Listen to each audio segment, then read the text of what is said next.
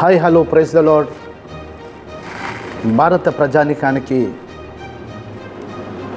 ఈరోజు ఒక బాధాకరమైన విషయం, చీకటి రోజుగా భావిస్తూ ఈరోజు మీ ముందుకు లైవ్లో రావడాన్ని బట్టి నేను చింతిస్తున్నాను. గత 4 రోజుల నుండి జరుగుతున్న పరిణామాలు భారతదేశంలో భారత ప్రజలందరూ కూడా చూస్తున్నారు. ఏం జరుగుతుందని ఆలోచిస్తున్నారు. యువత నీట్ పేపర్ లీక్ అయిన దాని విషయంలో దానికి సంబంధిత మంత్రిని బర్తరఫ్ చేయాలని, ఆయన దానికి బాధ్యత వహించి ఆయన మంత్రి పదవికి రాజీనామా చేయాలని యువత ముందుకొచ్చింది. కాక్రోచ్ పార్టీ నుండి నిరాహార దీక్ష ప్రారంభమైంది. అయినప్పటికీ భారత ప్రభుత్వం చేస్తున్న ఈ భయంకరమైనటువంటి విధ్వంసకాండను CDF క్రిస్టియన్ డెమోక్రటిక్ ఫోరం తీవ్రంగా ఖండిస్తుంది. ఢిల్లీ నడిబొడ్డు మీద ఆడవాళ్ళని చూడకుండా, మగవాళ్ళని చూడకుండా, వృద్ధులని చూడకుండా, పెద్దవాళ్ళని చూడకుండా ఎంత దారుణంగా వారిని ఈ ప్రభుత్వం పోలీసులతో, పారామిలిటరీతో కొట్టిస్తుందో చూడండి ఒకసారి.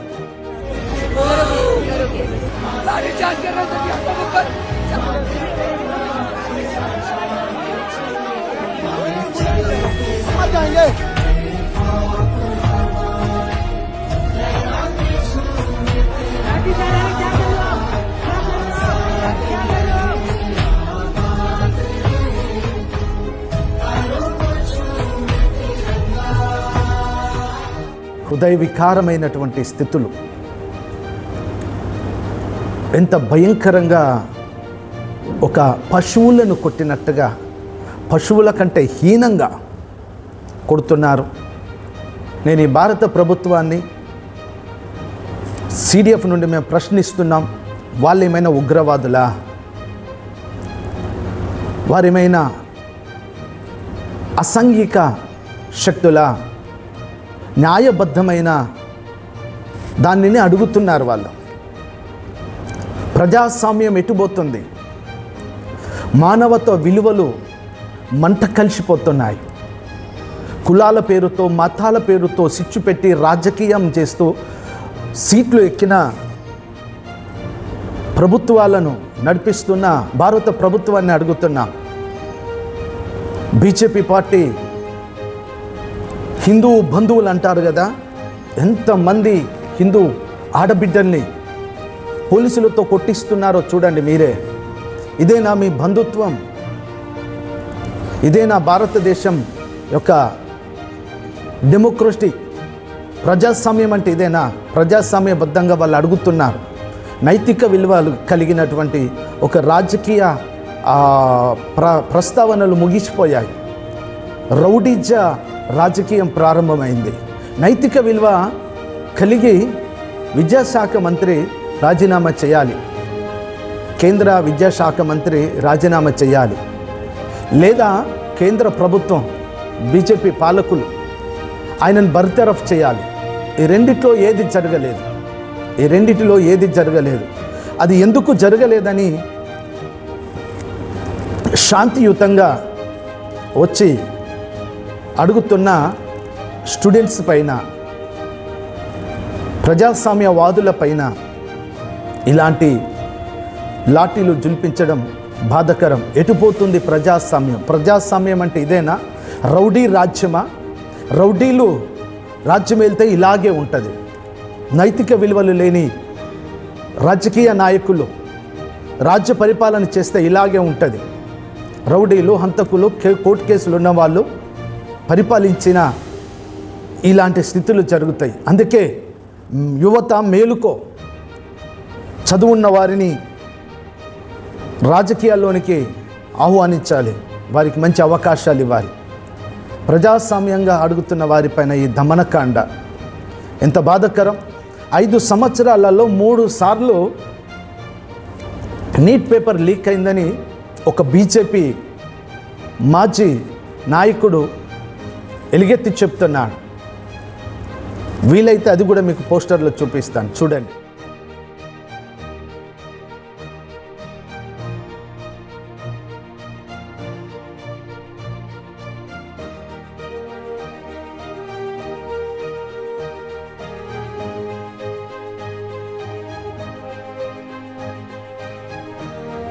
ఐదు సంవత్సరాలలో 3 సార్లు ఈ నీట్ పేపర్ లీక్ అవుతే నైతిక బాధ్యత ఏమైంది?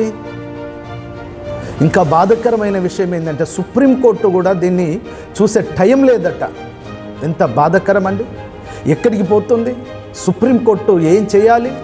ఇలాంటి పరిస్థితులు జరిగినప్పుడు ప్రభుత్వాలను ఖండించాలి. ప్రజాస్వామ్యబద్ధంగా వాళ్ళు అడుగుతున్న దానికి మీరు ఖచ్చితంగా యాక్షన్ తీసుకోవాలని చెప్పాలి. కానీ ఏమైపోతుంది? ప్రజాస్వామ్యం మంట కలిసిపోతుంది, మానవత్వం అస్సలే లేకుండా పోతుంది. కాబట్టి దేశం కొరకు, దేశ భవిష్యత్తు కొరకు క్రైస్తవ సంఘాలన్నీ కూడా ఏకతాటిపైకి వచ్చి ప్రజాస్వామ్యాన్ని కాపాడడానికి పోరాడదాం, ప్రార్థన చేద్దాం. మంచి పరిపాలన మన దేశానికి రావాలని ప్రార్థన చేద్దాం. ఇప్పుడున్నటువంటి పరిపాలకులకు జ్ఞానోదయం కలగాలని, మన యవన బిడ్డలు, మన బిడ్డలను పోలీసు వాళ్ళు, ఆ పోలీసు వారి యొక్క ముసుగులో రౌడీ షీటర్లు, ఒక విలేకరి దాన్ని లైవ్లో చూపిస్తున్నాడు. డ్రెస్ లేకుండా, షూలు లేకుండా, లాఠీ పట్టుకొని ఆయన పోలీసు అని ఒక పోలీసు అతన్ని అడుగుతూ ఉంటే కూడా నీకెందుకు, నువ్వు ఇక్కడ నుండి దాన్ని తీసే వెళ్ళిపో అని బెదిరిస్తున్న పోలీసు దుర్మార్గతను చూడండి, ఎంత భయంకరమైన స్థితిలో. కాబట్టి ఇలాంటి పరిస్థితులు మన భారతదేశానికి రాకుండా ఉండడానికి క్రైస్తవ సమాజం మేల్కొనండి, ప్రార్థన చేయండి. మన యవ్వన బిడ్డలకు రక్షణ కొరకు, దేవుడు మార్గం తీయడం కొరకు ప్రార్థన చేయండి. ఈ మనుషుల స్వభావాలు ఇలాగే ఉంటాయి. దేవుడే మార్గం తీయాలి. ఆయన మార్గం తీస్తే ఆపగలిగిన శక్తివంతుడు ఎవడు లేడు. వాక్యం ఇలా సెలవిస్తుంది, నీ దేశం కొరకు, దేశ నాయకుల కొరకు ప్రార్థన చేయమని. మనం ప్రార్థన చేద్దాం, మన దేశ భవిష్యత్తును కాపాడుకుందాం. ఈ యొక్క ఉద్యమానికి సిడిఎఫ్ పూర్తి మద్దతు ఇస్తుంది. అక్కడ ఢిల్లీలో కూడా సిడిఎఫ్ ప్రతినిధులు ఉన్నారు, క్రైస్తవ ప్రతినిధులు ఉన్నారు, క్రైస్తవ నాయకులు ఉన్నారు. వారందరూ కూడా ఈ యొక్క ర్యాలీకి లేక ఈ యొక్క నిరసనకు మద్దతు ఇస్తున్నారు. క్రైస్తవ సమాజం ఈ యొక్క అప్రజాస్వామ్య పరిపాలనను హెచ్చరిస్తుంది, డిమాండ్ చేస్తుంది. ఇకనైనా తలొగ్గి మీ తప్పును మీరు సరిచేసుకొని ఆ విద్యాశాఖ, కేంద్ర విద్యాశాఖ మంత్రిని బరితరఫ్ చేసి ప్రజలకు ఒక మంచి సంకేతాలను ఇచ్చి మేము మంచి పరిపాలన చేస్తున్నామని, మేము ప్రజల పక్షంలో ఉన్న వారిమని చాటి చెప్పడానికి ముందుకు రావాలని మేము ప్రేమతో ఆహ్వానిస్తూ డిమాండ్ చేస్తున్నాం. బేటీ పడావ్ బేటీ బచావ్ అనే నినాదం ఏమైపోతుంది? బేటీ పడా అంటే చదువుకున్నటువంటి పిల్లలకు ఉద్యోగాలు లేకుండా నీట్ పేపర్ 5 సంవత్సరాలలో 3 సార్లు లీక్ అవుతే నోరు మూసుకొని కూర్చున్నటువంటి ప్రధాని ఎవరైనా ఉన్నారంటే మన భారత ప్రధాని. దయచేసి నా భారత ప్రజలను, నా భారత ప్రజానీకాన్ని, నా భారత విద్యార్థులను కాపాడమని వేడుకుంటున్నాం, డిమాండ్ కూడా చేస్తున్నాం. ఈ ఉద్యమాలు ఇంకా ఉగ్రరూపం దాల్చకముందే ప్రభుత్వాలు దిగి రావాలని మనవి చేస్తున్నాం. దేవునికి మహిమ కలుగునుగాక. సిడిఎఫ్ ఎల్లవేళలా మీ సేవలో ముందుంటాం.